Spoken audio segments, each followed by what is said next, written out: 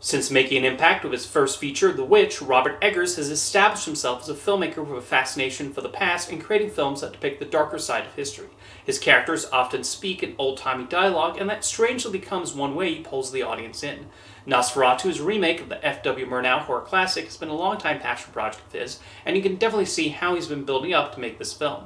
This time he makes something akin to a Dickensian novel, and while this has all the familiar elements associated with Nosferatu and its direct inspiration Dracula, the result is nonetheless a well-crafted horror movie with Eggers' style all over it. Eggers has always been so good at establishing the time period and setting with his films, and that continues with Nosferatu.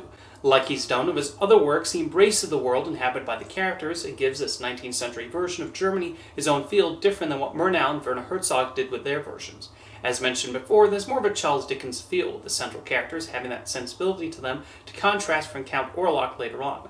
Those who had trouble with the dialogue in Eggers' previous films should also have an easier time with that here.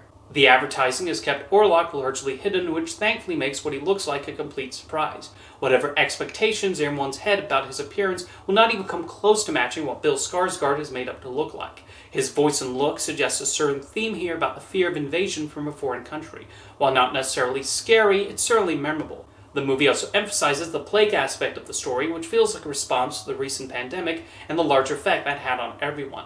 The actors turn in solid work, including the often reliable Willem Dafoe doing what he does best. However, the standout ends up being Lily Rose Depp as the wife of lead protagonist Thomas. It's a very physical role, and she does an exceptional job of showing the different ways she contorts and is affected by Orlok's presence. As it goes through the Nosferatu and Dracula plot points that anyone who's seen versions of those stories will know, the movie does start to feel a little long-winded. While Eggers does provide his own touches, his movie nonetheless stays largely faithful to those incarnations and only brings a few new elements to the table.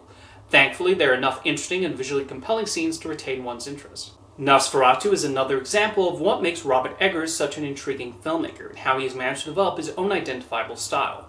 Even with him tackling well-worn material, he presents something entertaining, and his actors show a willingness to go in the wild directions he gives them. The curiosity of this film is seeing how he applies this specific approach to the story of Count Orlok and the town that he leaves a terrifying impact on.